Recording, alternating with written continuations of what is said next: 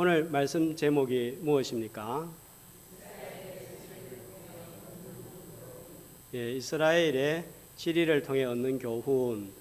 지난 주간 에베소서를 45회에 걸쳐 마치고 앞으로 한 4번 정도 이스라엘의 지리와 지형을 통해서 또 하나님께서 주시는 교훈들을 함께 나누고자 합니다. 제가 호산나 교회 옆에 있는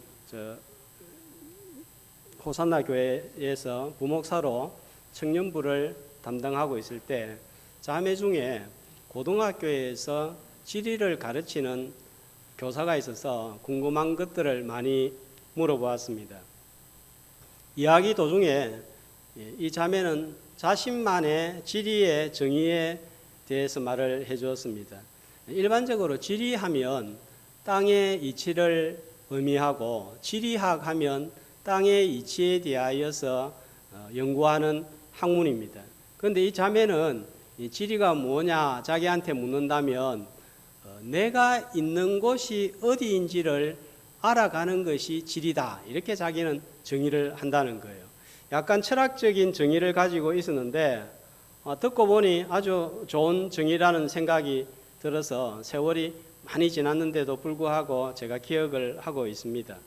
오히려 땅의 이치를 알아가는 일반적인 정의보다 성도들에게 더 어울리는 정의라는 생각이 들었습니다. 성도는 오늘 내가 여기에 존재하는 것이 우연이 아니고 내가 처한 상황과 환경이 우연이 아니라는 것을 믿고 사는 사람들이 내가 존재하는 이유와 처한 상황을 해석할 줄 아는 사람들입니다. 처한 환경과 상황이 우연이 아니라는 것을 잘 보여주는 지리와 지형이 있다면 이스라엘 땅입니다. 성경의 무대가 되는 땅이라 성경지리라는 이름으로 불립니다. 이스라엘의 지리와 지형을 살펴보면 참으로 흥미로울 뿐만 아니라 지리와 지형을 통해서도 하나님께서 메시지를 전달하시는 것을 볼 수가 있습니다. 자, 이스라엘을 구약 기준으로 보면 단에서 브엘세바까지 하는데 약 240km가 됩니다. 폭은 제일 넓은 곳이 약 130km, 제일 좁은 곳이 약 60km 정도에 불과한 아주 작은 땅입니다. 남한의 4분의 1 정도에 지나지 않는 좁은 땅이지만 오래전부터 온 세계의 이목이 집중되는 땅이었습니다. 이곳의 지리적인 위치 때문입니다. 다음 지도를 보시면은 이 이스라엘은 고대 문명의 중심인 아프리카, 또 아시아, 유럽의 중앙에 위치를 하고 있습니다.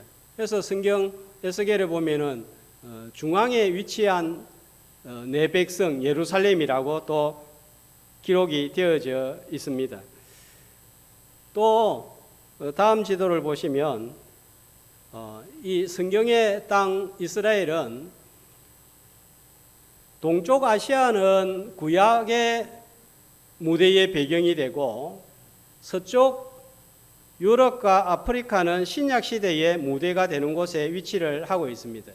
그러니까 이 이스라엘이 위치하고 있는 땅은 구약과 신약의 중간에 위치를 하고 있습니다. 아프리카의 이집트는 7대 불가사의 중에 하나인 피라미드를 건설할 수 있는 발달된 문명을 가진 강대국이었고, 자, 오른쪽 아시아 있죠. 오른쪽 아시아는 아수르, 바벨론, 바사가 시대를 달리하면서 강대국으로 부상하고, 자, 왼쪽은 헬라, 로마가 또 시대를 달리하면서 부상을 합니다. 자, 이렇게 강대국이 부상을 하면 어떤 현상이 발생을 할까요? 서로 다른 나라가 다른 나라를 차지하기 위해서 전쟁을 일으킵니다. 아시아의 아수르, 바벨론, 바사가 강할 때는 애굽을 차지하기 위해서 내려와야 되는데 어디를 거쳐야 되겠어요? 이스라엘을 거쳐야 되는 거예요. 애굽이 강하면 위로 치고 올라갑니다. 역시 이스라엘을 거쳐야 되고, 헬라나 로마가 강하면 또 아프리카를 차지하기 위해서, 또 아시아를 차지하기 위해서 반드시 통과해야 되는 나라가 바로 이스라엘 땅입니다. 그러니까 항상 전쟁의 위험에 노출되어 있습니다. 그러니까 이런 강대국들이 한번 지나갈 때마다 이스라엘은 쑥대밭이 되고 마는 거예요. 자, 역사학자들은 평균적으로 약 40년마다 이스라엘 땅에 전쟁이 일어났다고 합니다. 6.25 전쟁이 발발한 지 73년이 지났습니다. 그러나 그 상처는 아직도 가시지 않고 있습니다. 사람들의 마음에 칼로 이렇게 선을 그어 놓은 것처럼 38선이 그어져 있고 이산가족 상봉으로 온 나라와 민족을 울음바다로, 슬픔의 바다로 만들었습니다. 그런데 여러분, 40년마다 전쟁이 발생하면 나라와 민족이 어떻게 되었을까요? 처참합니다. 비참합니다. 곡소리가 끊이지 않습니다. 통곡이 끊이지 않습니다. 자, 그러면 의문이 생깁니다. 하나님은 자기 백성들을 왜 이렇게 험악한 곳에다가 두셨느냐 하는 거예요. 하필이면 왜 약속의 땅, 기업으로 주시기로 한 땅을 이곳에다가 정했을까요? 젖과 꿀이 흐르는 땅이라고 했는데 과연 이런 땅이 젖과 꿀이 흐르는 땅이라고 할 수가 있을까요? 이상적인 축복의 땅이라고 할 수가 있을까요? 당시에 나일강이 있어서 물 걱정이 없는 애굽이나 두 강 사이의 땅이라는 뜻으로 이름 가진 메소포타미아에 위치한 넓고 비옥한 땅에 자기 백성을 두시지 않고 가장 열악하고 위험한 지역에 자기 백성을 두신 이유가 무엇일까요? 인간적으로 보면 가장 안 좋은 땅, 악조건의 땅을 주셨습니다. 먹고 살기 힘든 땅을 주셨습니다. 하지만 성경은 이스라엘 백성들, 자기 하나님의 백성들이 이 땅에 살게 하신 것이 우연이 아니다 하는 것을 우리에게 명확하게 알려주고 있습니다. 자, 오늘 읽었던 에스겔 5장 5절 말씀을 보겠습니다. 자, 이곳이 곧 예루살렘이라. 자, 예루살렘의 위치가 어떻게 되는가요? 오늘 말씀해 보면 예루살렘의 위치가 지리가 어떻게 됩니까? 어디 가운데 있다고요? 이방인 가운데 있고 또요 그 주변에는 이방 나라들이 둘러 있는데 누가 이들을 여기에 두셨단 말입니까? 여호와께서. 또 중간절에 보니까 내가 그를 이방 가운데에 두어 나라들이 둘러 있게 하였느니라. 하나님이 어떤 의도가 있어서 이스라엘 백성들을 의도적으로 여기에 위치하게 하셨다는 거예요.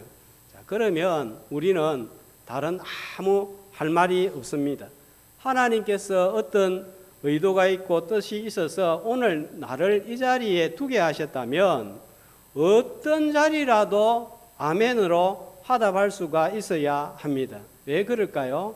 내 뜻보다, 내 의도보다 하나님의 뜻과 하나님의 의도가 훨씬 나에게 유익하고 나에게 필요하기 때문에 나를 이 자리에 있게 한 거예요. 내가 보기에는 흠지이고 위험하고 복잡하고 골치 아픈 곳이라고 해도 하나님께서 나를 이곳에 보내셨다, 하나님께서 나를 이곳에 두셨다, 이렇게 받아들이는 신앙을 가리켜서 섭리신앙이라고 하는 거예요. 자, 섭리신앙의 제일 대표적인 인물 대가 하면 누군가요? 누구이죠? 요셉이죠. 형들에게 인신매매로 팔려서 사랑하는 아버지 야곱과 생이별을 하고 애굽에서 종살이를 하고 누명을 쓰고 감옥에 가는 온갖 고난을 다 겪었지만 그 상황, 그 환경 가운데서 요셉의 정말 아름다운 고백, 금보다 귀한 고백이 나왔죠. 뭐라고 그럽니까? 나를 이리로 보낸 자는 당신들이 아니요 하나님이십니다. 온갖 고난과 고생을 다 했는데 내가 여기에 있게 된 것은 하나님이십니다 하는 그런 고백이에요. 자, 우리는 자주 지금 내 상황, 내 자리, 내 위치, 내 환경을 보면서 신세한탄을 하고 깊은 한숨을 쉽니다. 아이고, 어쩌다가 내가 이 지경까지 몰리게 됐나? 뭘 잘못해서 이 고생을 하나? 내가 뭘 잘못했는데 사람들이 나를 이렇게 힘들게 하나? 여기 떠나서 다른 곳으로 가고 싶다. 다른 직장으로 떠나고 싶다. 몸은 왜 이렇게 좋지 않을까? 다른 사람들은 잘 걸어 다니는데 나는 왜 이렇게 골골하고 있을까? 하나님은 왜 나를 오늘 여기 이 상황, 이런 환경에 두셨을까요? 이스라엘을 가장 복잡하고 위험한 세상의 중앙에 두신 이유는 하나님의 도우심이 없으면 절대로 생존이 불가능하다 하는 것을 깨닫고 하나님을 의존하도록 하기 위함일 것입니다. 애굽, 아수르, 바벨론, 바사, 헬라, 로마 같은 강대국 틈바구니 사이에서 이스라엘 이 작은 나라가 그런 나라들이 침략을 할 때마다 막아내고 생존할 수 있는 것은 불가능하게 보입니다. 이스라엘 자력으로는 막아낼 수 없다, 생존할 수 없다 하는 것을 너무나 잘 보여주는 지리가 이스라엘의 지리입니다. 하나님 없이 존재의 이유를 설명할 수가 없습니다. 내 힘과 노력으로 스스로 구원을 얻을 수 없는 것처럼 육신의 삶도 생존도 내 힘으로 살아갈 수 없다는 것을 깨닫고 하나님을 붙들도록 하기 위함일 것입니다. 오늘 내가 처한 상황과 환경 위치를 보면 어떻게 다 해결이 될 것 같습니까? 내가 해결할 수 있는 것 같습니까? 어찌할 수 없는 내 삶의 영역들, 부분들이 있지 않습니까? 하나님께 나와야 됩니다. 이런 때에 하나님을 붙들지 않으면 언제 하나님을 붙드시려고 합니까? 여호사밧 시대 모압, 암몬, 마온 족속이 세 족속이 연합하여 이스라엘을 침공을 합니다. 나라가 풍전등화의 위기에 놓입니다. 이때 역대하 20장 12절에 보면 여호사밧이 한 일, 자신의 심정을 이렇게 토로하고 또 대응을 했습니다. 자, 한 목소리로 읽어보겠습니다. 우리 하나님이여 그들을 징벌하지 아니하시나이까? 우리를 치러 오는 이 큰 무리를 우리가 대적할 능력이 없고 어떻게 할 줄도 알지 못하옵고 오직 주만 바라보나이다. 내가 해결할 능력도 없고 어떻게 할지도 모를 때 여러분 할 일이 있으면 당연히 해야죠. 아무것도 할 수 없을 때 뭐입니까? 오직 주만 바라보나이다 하고 하나님을 붙들었습니다. 그 결과는 역대하 20장 23절 24절에 나오는데 이스라엘 백성들이 칼을 들어서 한 번도 휘두르기 전에 자기들끼리 분란이 일어나가지고 내분이 일어나가지고 서로 쳐 죽였더라. 시체될 뿐이요 한 사람도 피한 자가 없는지라. 하나님이 역사하셔서 자멸하도록 한 거예요. 자, 그 다음에 역대하 20장 30절은 또 이런 결과에 대해서 말씀합니다. 같이 여호사밧의 나라가 태평하였으니 이는 그의 하나님이 사방에서 그들에게 평강을 주셨음이더라. 여러분 전쟁 속에서 평강을 누릴 수 있는 비결이 있습니다. 하나님께서 평강을 주실 때에 그러한 은혜를 누릴 수가 있는 거예요. 자, 히스기야 왕 때도 마찬가지입니다. 아수르 왕 사네립이 대류군을 몰고 침략을 합니다. 히스기야가 어떻게 할 수가 없습니다. 그래서 하나님과 이스라엘을 모욕하는 사내립에 편지를 펴놓고 살아계시는 하나님을 비방하는 말을 여호와여 귀를 기울여 들으시옵소서, 눈을 떠서 보시옵소서 하며 하나님께 나아갔을 때 어떤 일이 발생했습니까? 열왕기하 19장 35절에는 보니까 이스라엘 백성들이 역시 칼 한 번 휘두르지 않았는데 이 밤에 여호와의 사자가 나와서 아수르 진영에서 군사 18만 5천 명을 친지라 아침에 일어나 보니 다 송장이 되었더라 했습니다. 도무지 성산 없는 전쟁에서 승리한 거예요. 자, 어떤 위치에서 가게를 차려놓고 일하느냐, 어떤 방법으로 일을 하느냐, 판매 전략을 어떻게 사용하느냐 너무 중요합니다. 그러나 우리 성도들에게 있어서 더 중요한 것은 하나님이 도와주셔야 한다는 거예요. 6.25 전쟁이 이 땅에서 발발을 했습니다. 지금 남한이 어떻게 자유를 지킬 수가 있었습니까? 메가더 장군이 인천 상륙작전 할 때 성공 확률이 5,000분의 1밖에 안 됐어요. 그러니까 거의 0%다 이렇게 밖에 볼 수 없습니다. 그래서 메가더 장군이 이승만 대통령에게 기도를 부탁합니다. 그래서 전국의 목사 장로님들이 여기 옆에 초량교회에 모여서 손을 들고 이 나라를 불쌍히 여겨달라고, 이 나라를 공산주의 세력에서 건져달라고 부르짖었습니다. 오늘 자유의 땅, 자유의 시대를 우리가 살아가고 있는 이유가 여기에 있습니다. 오늘 내가 처한 상황이 여러모로 불리하고 열악하다고 할지라도 하나님의 능력을 의지해서 붙들 때 건짐을 받고 살아계신 하나님을 체험하는 저와 여러분 되시기를 주님의 이름으로 축복합니다.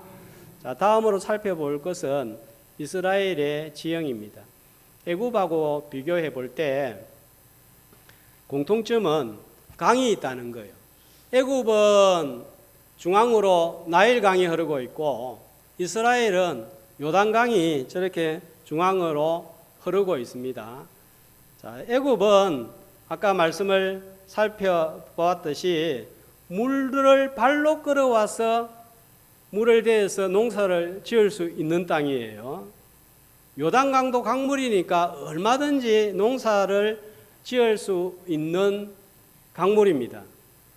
지금은 수천 년이 지나서 겨울물 정도에 지나지 않지만 여호수아가 요단강을 건너는 것을 홍해와 비교하는 것을 볼 때에 당시에는 이 수원이 굉장히 풍성했습니다.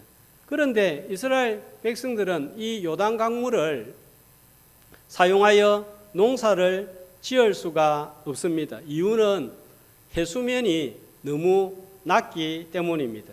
자, 제일 밑에 있는 사해는 세계에서 해수면이 제일 낮은 바다인데 약 마이너스 400m 지점에 위치하고 있습니다.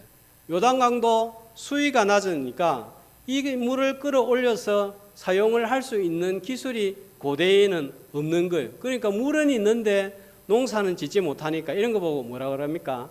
그림의 떡이다 하는 거예요.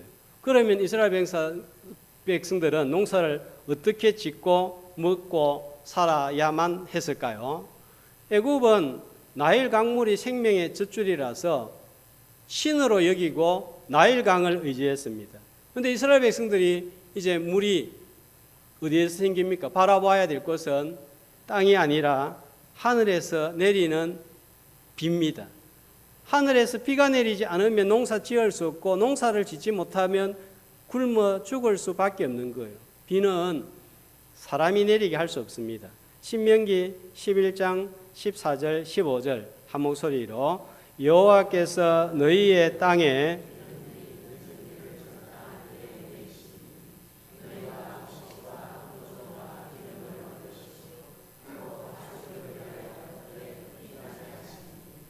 내가 먹고 배 부를 것이다.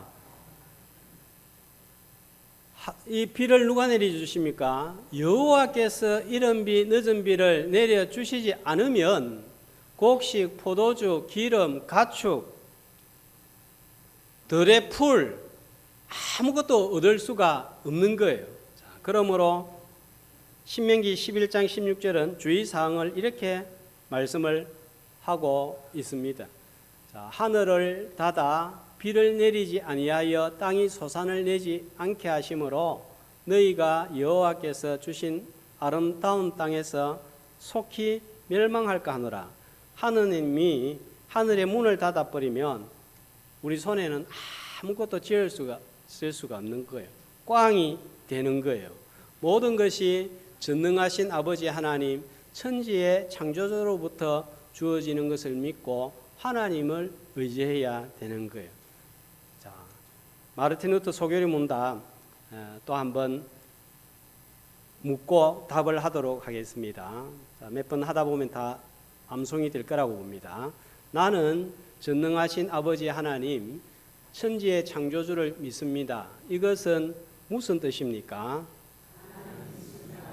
하나님은 나와 모든 만물을 창조하셨습니다. 하나님은 내 몸과 영혼, 눈과 귀, 몸의 모든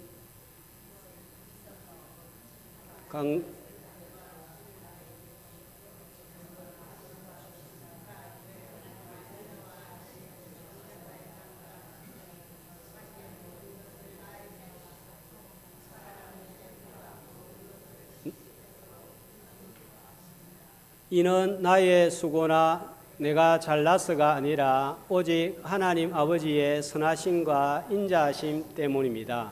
그러므로 이 모든 것을 나에게 주신 하나님께 감사하고 찬양하며 섬기고 순종하는 것이 나의 마땅한 의무입니다. 이것은 확실한 진리입니다. 자, 이 하나님이 나의 하나님이 되고 이 고백이 정말 내 삶의 고백이 되기를 주님의 이름으로 축복합니다. 하늘을 바라보는 것과 관련되어 얻는 또 하나의 교훈은 땅의 것만 바라보며 살지 말라는 거예요. 우리는 애굽 사람들 아닙니다. 애굽에서 나온 사람들이에요. 약속의 땅에서 사는 사람들입니다. 교회에 속한 성도들입니다. 새 사람들입니다. 새 사람은 새 사람답게 살아야 됩니다. 자, 그래서 골로새서 3장 2절은 이렇게 말씀을 합니다. 같이 위의 것을 생각하고 땅의 것을 생각하지 말라. 여기에서 땅의 것이란 골로새서 3장 5절에 보니까 땅의 지체라고 말하고 있습니다. 땅의 지체란 음란, 부정, 사욕, 정욕, 탐심, 분함, 노염과 악의, 비방과 거짓을 말합니다. 이런 것을 버리고 하늘의 것을 취하는 사람이 약속의 백성들입니다. 하늘의 것은 새 옷으로 새 사람으로 갈아입는 것을 말하는데 에베소 4장 22절 24절은 이렇게 말씀합니다. 같이 옛 사람을 벗어버리고 하나님을 따라 의와 진리의 거룩함으로 지으심을 받은 새 사람을 입어라. 의와 진리와 거룩함이라고 했습니다. 우리의 성품이 주님을 닮아가는 거예요. 하늘에서 내리는 말씀의 생수를 받아서 날마다 마시고 살아가는 사람들입니다. 우리 세상을 바라보면 좋은 것들이 정말 너무너무 많이 있는 것 있습니다. 정말 저거 가지고 싶다. 탐나는 것들이 너무너무 많이 있습니다. 돈, 넓은 집, 좋은 자동차, 예쁘고 멋진 외모, 또 예쁜 옷들, 힘, 권력, 좋은 건물들. 그러나 우리가 이거 다 취할 수 없습니다. 그림의 떡입니다. 이런 것들은 우리의 영원한 목표도 아니고 우리의 영원한 소유도 아닌 거예요. 영원한 주님을 영원한 기업으로 삼고 주님을 닮아가는 하늘의 새 사람들 되시기를 주의 이름으로 소망합니다. 세상의 위험에 노출되어 살고 있으면서 세상 것들이 넘쳐나는 세상 속에서 하나님을 붙들고 하늘의 것을 소망하며 산다는 것은 참 쉬운 일이 아닌 거예요. 어떻게 이런 세상 속에서 하나님을 소망하면서 살아갈 수가 있을까요? 역시 이스라엘의 지리를 통해서 교훈받습니다. 다음에 성경 지리를 배울 때 함께 살펴보겠습니다만은 오늘은 좀 맛보기로 한번 살펴봅니다. 아까 이스라엘 남한의 4분의 1밖에 되지 않는 면적인데 지형과 지후는 너무 다양해서 신기할 정도입니다. 자, 이스라엘 지형도를 한번 보겠습니다. 네 가지로 나누기도 하고 5가지로 나누기로 하는데 저는 6가지로 한번 나누어 봤습니다. 지중해 옆에 보면은 해안 평야가 있습니다. 그 다음에 해안 평야 조금 지나면 평야는 아니지만 낮은 언덕 구렁이 있는데 그걸 가리켜서 세펠라 지역이라고 합니다. 자, 그 다음에는 불쑥 솟아오른 약 고지 800m에서 1000m 사이에 산악지대가 펼쳐집니다. 그 다음 지나면은 뭐예요? 광야가 있습니다. 이 좁은 땅에 평야도 있고 낮은 구릉도 있고 산악도 있고 광야도 있고 그 다음에 요단강이 흐르는 양쪽에는 협곡 골짜기들이 가파르게 내다 지르고 있습니다. 그 다음에 오른쪽에는 동부 고원 지역이 있습니다. 자, 이스라엘 백성들 조상 아브라함, 이삭, 야곱이 처음에 팔레스타인 지방 땅에 왔을 때에 해안평야 저런 좋은 땅에는 살 수가 없습니다. 왜 그럴까요? 이미 블레셋 사람들이 다 차지하고 다른 민족이 좋은 땅 다 차지하고 있는 거예요. 자, 그러니까 어디를 다닐 수밖에 없습니까? 광야에 살 수는 없잖아요. 그렇다고 해서 협곡에 살 수도 없잖아요. 그러니까 선택지가 없어요. 산악지대를 다닐 수밖에 없는 거예요. 자, 그래서 우리 창세기 12장을 한번 찾아보겠습니다. 자, 창세기 12장을 보면 아브라함이 제일 처음에 가나안 땅에 도착한 장소가 어디인지 알려주고 있는데, 자, 창세기 12장 6절 아브라함이 자, 마침내 가나안 땅에 들어왔는데, 자, 어디에 도착해서 하나님께 예배를 드립니까? 세겜 땅 모래 상수리 나무입니다. 그죠? 자, 거기서 예배를 드리고 지내다가 어디로 옮겨갑니까? 8절에 보면은 베델 동쪽 산으로, 그 다음에 또 서쪽은 베델이고 동쪽은 아이입니다. 그죠? 예. 자, 이런 지명들은 우리가 좀 들어봤을 것입니다. 한 장 넘겨서 13장 18절에 보면은 조카 롯하고 헤어져서 이제 어디에 머물면서 거주하면서 살지요? 아브라함이 헤브론에서 살게 됩니다. 자, 그리고 창세기 22장을 가보면은 아들 이삭을 바치는 곳이 어디입니까? 모리아 산인데 지금의 예루살렘이 되겠습니다. 그리고 창세기 26장에 보면 아브라함이 아들 이삭이 큰 위기를 닥치니까 어디로 올라가서 하나님께 밤에 기도하는가 하면 브엘세바에 가서 기도를 하는 거예요. 또 야곱은 피난할 때 잠을 잡니다. 어디에서 잡니까? 베델에서 잠을 자는 거예요. 자, 그게 어떤 지역인가 하면은 다 산악지대입니다. 자, 다음 이스라엘 도로 지도를 한번 보여주시면요. 자, 크게 길이 세 가지 길이 있는데 우리가 방금 들었던 지명들 다 좀 익숙하잖아요. 그죠? 제일 처음 도착한 곳이 세겜, 또 이 실로는 나중에 이스라엘 백성들의 중앙 성소가 됩니다. 아까 베델 나왔죠? 예루살렘 나왔죠? 헤브론, 브엘세바. 그러니까 처음에 와가지고 다녔던 길이 바로 이 산악길이에요. 그래서 하도 족장들이 많이 다녀서 이 길의 이름을 족장의 대로라고 부른 거예요. 아브라함, 이삭, 야곱의 삶의 중심입니다. 자, 근데 여기 보니까 이 길만 있는 것이 아니라 몇 가지 길이 더 있습니다. 그죠? 아주 중요한 세 가지 길이 있는데 제일 첫 번째 해안도로라고 해서 해안을 통과해서 지나는 도로인데 이는 굉장히 넓고 잘 닦여져 있습니다. 애굽이 전차와 말을 몰고 군사들을 이동시킬 때 사용하는 군사도로입니다. 그 다음에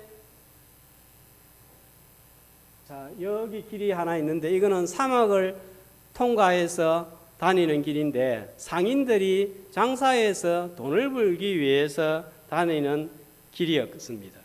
자, 족장의 길은 어떤 길이었습니까?